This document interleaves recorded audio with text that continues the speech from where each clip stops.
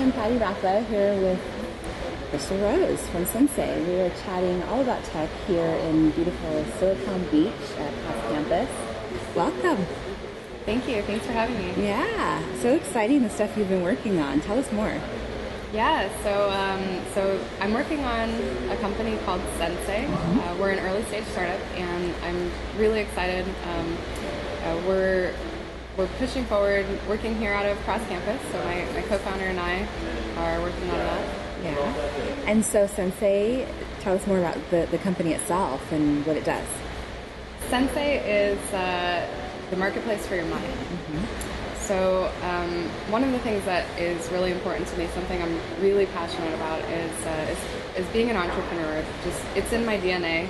I remember the first time my mom took me to the Venice Boardwalk when I was 11 years old, and I thought, I could sell friendship bracelets here. You see all of the vendors.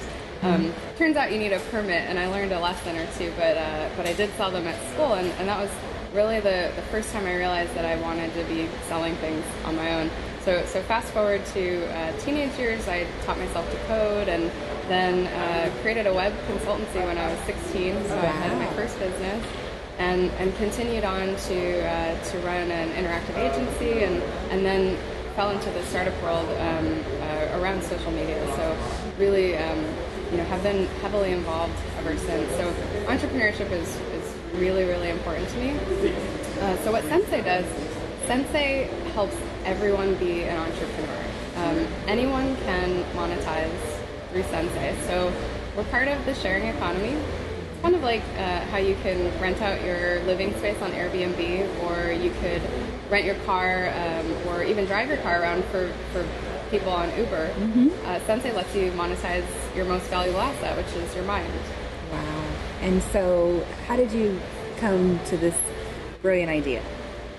It's something that my co-founder and I both have seen as a problem for a long time, and throughout our careers we've been addressing it in different ways. The core problem is just information discovery is broken. We have almost 2 billion devices now, and everyone is connected. So we have a lot of opportunity for people to connect and help each other, but when you're looking for help today, the current methods are billions of pages now that you get as search results, or a lot of fragmented web pages. Maybe you go to socials, you have a handful of friends.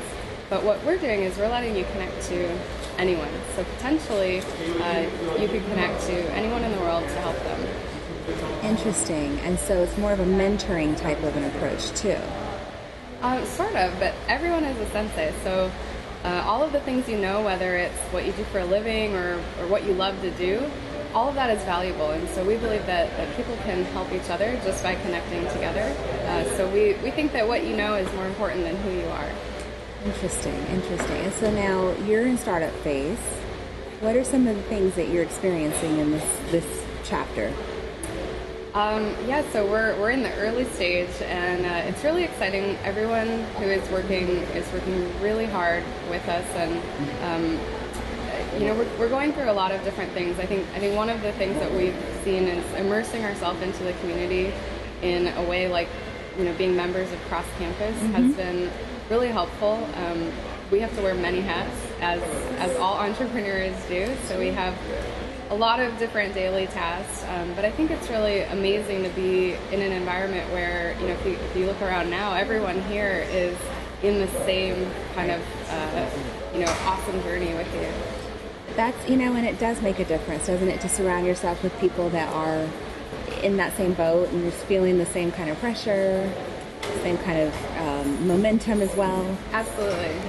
Yeah, that's great. And so on that note, you're also helping to unite the entrepreneurs of LA tell us about the event that's coming up. Yeah, so LA Startup Week, it's the first ever Startup Week that we'll have. And the idea for Startup Week is really 5 days of free events across the city. We want every place in LA to participate. So we have everywhere from Santa Monica to Silicon Beach to Pasadena, Hollywood, and downtown. It's a celebration of entrepreneurship in LA. It's going to focus on the creative and the technical side, but as well as anyone who's interested in starting a business. I highly encourage that everyone gets involved, and there will be learning, there will be celebrations of different kinds. So throughout the week we'll have different events going on throughout the whole city, and that's going to be in October. October, that sounds so exciting. So Crystal, what are some of the challenges that you have discovered along the way? I think the number one thing, and it's probably an obvious topic because we talk about women in tech. Being a woman is something that seems to be, for me, it wasn't actually a challenge at the beginning. It was just natural to me to kind of fall into, going to hackathons and participating in coding. And it wasn't until I kind of recognized that it was a harder entry point for girls. It seems like STEM is something that is not as widely known. I think now there are a lot of initiatives and really amazing groups. Like there's DIY girls, and there are groups that are helping younger girls all the way to older women learning, just getting in and changing careers. So to me, I think now that the challenge is more of like, how do we get more people interested? I haven't really run into particular problems with that, but I think it's something that I'm also passionate about, is helping girls get into coding, or encouraging them to get into tech, or even just be an entrepreneur. I've had a couple of startups. So my first company was a service-based business and a consultancy. So it was a little bit easier because you have contract work. It's client-based. Then my second company was a startup that I did myself. So I sold part of my first company to my partner, and I went off on my own. I was really interested in social media and how it was emerging at the time. So I wanted to build a platform. And one of the really big challenges there was going at it alone. I think it's really important to have someone with you. A co-founder is the thing. It's key to sanity, and I think it's key to just having that person that fills in all of the areas that you have some weaknesses in. So that's been really amazingly different for me this time. Having a co-founder, I think, is really important. That's great. And so it's helped you really kind of just step into this like peaceful part of the journey, yes? Absolutely. And it actually pushes me harder. So, we kind of push each other, and I find myself happily working at midnight, and doing the grind. But you have another person depending on you, and we have engineers and our designer who are also really amazingly talented and depending on us to succeed as well. That's great. And so that does definitely impact also why you're choosing to work with the organization for entrepreneurs, the event, and the things that you're doing this fall. Absolutely. I really think that startups need more awareness in LA. I think if people are looking for careers in tech and they're excited about it, but they're not feeling like they're too much on the technical side, they can still join with a startup, and all different skill sets from marketing to product management, or even admin roles are welcome. And it's a traditional company in that sense. You have to have every role filled at some point. But what's great is when you get in on the ground floor of a startup, you just own a piece of it. And you may literally own a piece of it. You might have equity, or you just have that sense of ownership of every action you take really makes a difference. So, I would encourage everyone who is thinking about getting into startups or getting into tech in general to maybe check that out. And there are a lot of good resources for us now here in LA. Yeah. So Startup Week is going to help with that, I think. That's so great. Yeah. What a great time for that event to happen, right? Absolutely. Yeah. And so tell us a little bit more about STEM. What does it mean? STEM is science, technology, engineering, and math. And there are quite a few groups now that are focusing specifically on that. On my side, when I mentor and teach, I teach girls to code, and I like to teach junior high age. I think that's a really great age for girls to start getting interested and start developing that side. For me, I feel like I was always really interested in science and math, and and I think girls have a natural knack for it. I think women are really intelligent, and if you just keep at it and you keep a focus, it's something that you can carry through to a really awesome career. Awesome. And so when you teach young girls, what are some of the things that they're aspiring to do with it? I've actually been really impressed to see girls who want to create products like hardware, so robots and things that are, a little even beyond what I'm envisioning, because I've always been on the software side, and I've been really interested in helping people do things serendipitously. So, through your devices and the things that you kind of have with you, my interest has been, to help people have happier lives through those methods.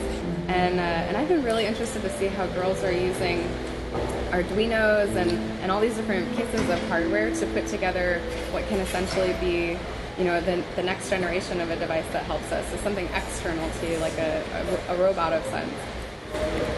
So Crystal, what's the one question any aspiring entrepreneur should ask themselves before they get started? What do you think?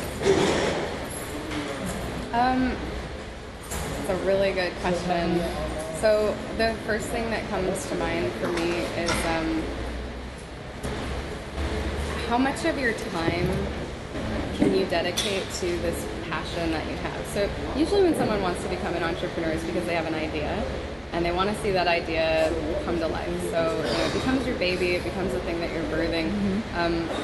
The first thing to me is when you have a really amazing idea, and so I participate in hackathons a lot, and if you're familiar with a hackathon, people come together and they rapidly create or pull in ideas and they build them. So they'll create a hack. They call it a hack because it's just a creative way to solve a problem that's not really traditional, because in a weekend you can't really usually build a functional piece of software that will last forever.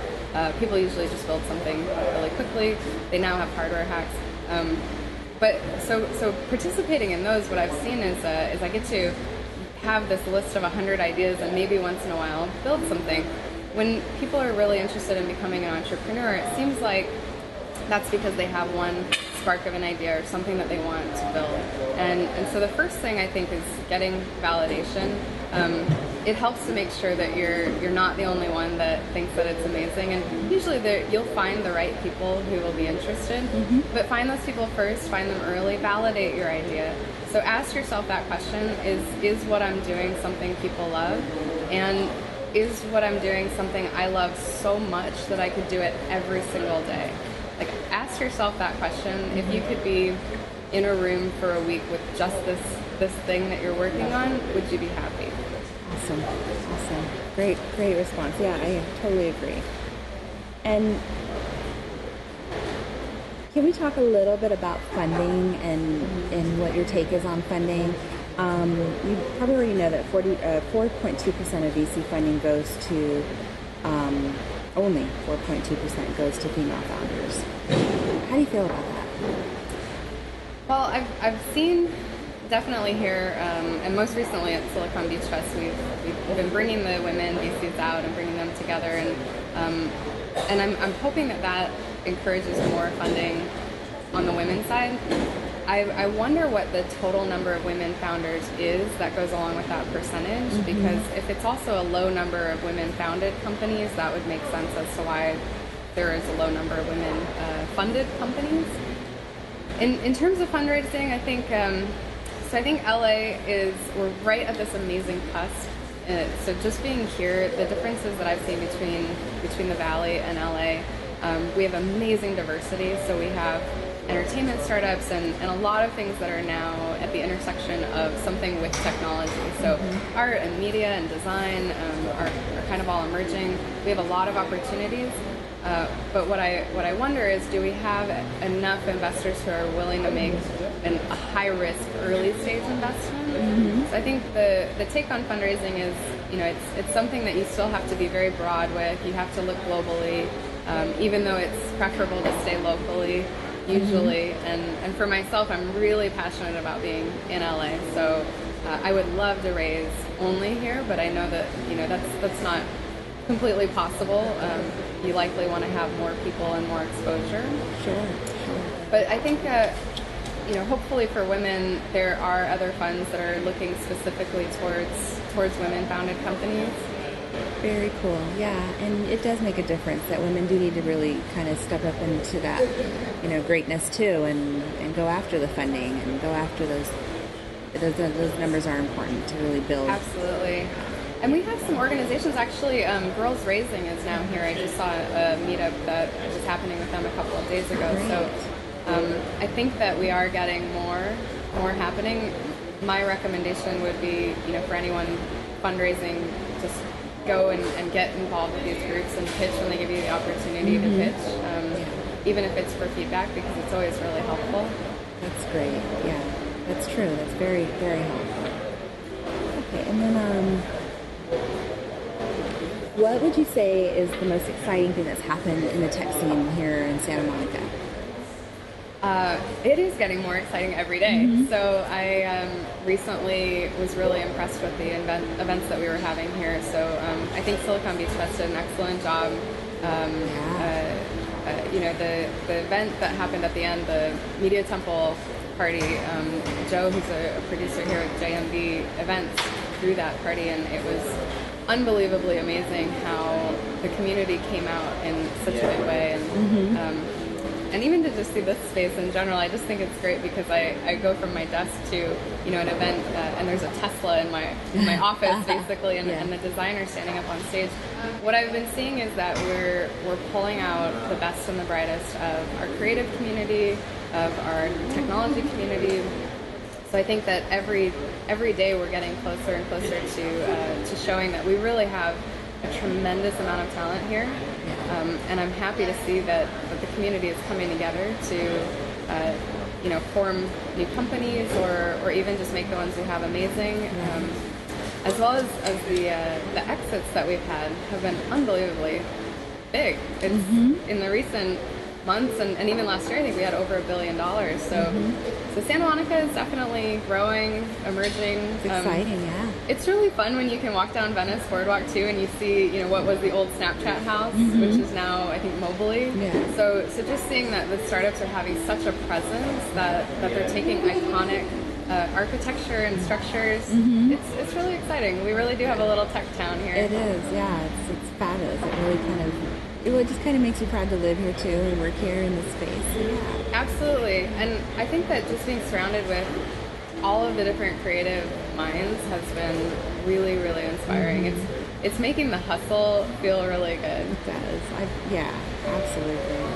Well, thank you so much for joining us today, Crystal. I love your point of view and your stories, and good luck to your new startup. It sounds like you're right onto something pretty impressive, and I think it's going to be really well received by lots of people.